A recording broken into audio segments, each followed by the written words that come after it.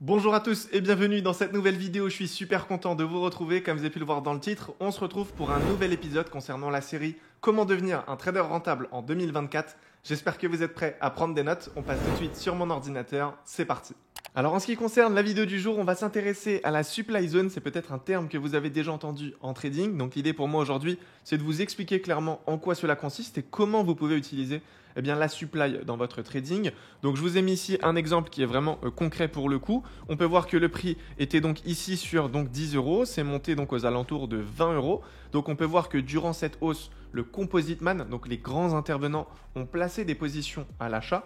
Et on peut également voir que le marché s'est retourné par la suite puisqu'il est revenu donc aux alentours de 7 €. Okay, donc on peut voir ici que les grands intervenants, donc le composite man, a des positions ici qui sont en perte latente. Puisqu'en fait, durant cette hausse, il a placé des positions à l'achat, sauf que le marché s'est retourné.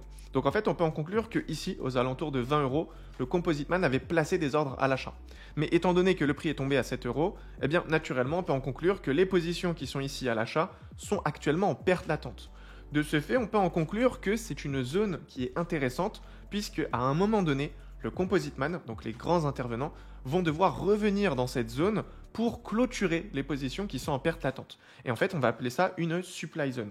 Donc au niveau des supplies, on a deux types de supply. Il y a la supply qui est initiale, donc c'est celle qui sera en haut de la structure. Donc la supply, c'est vraiment appliqué dans des tendances baissières. Le but étant de short le marché quand le prix va venir dans cette zone. Alors bien sûr, on ne peut pas utiliser la supply comme stratégie en tant que telle, c'est simplement une confirmation supplémentaire.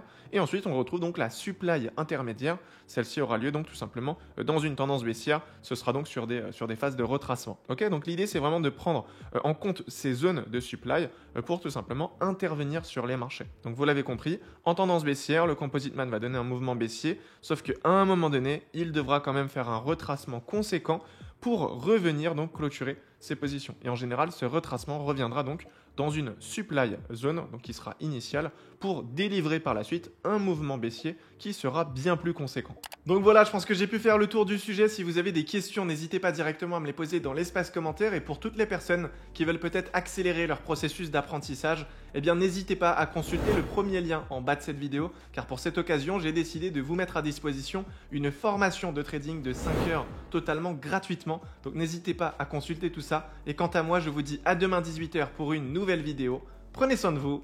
Ciao!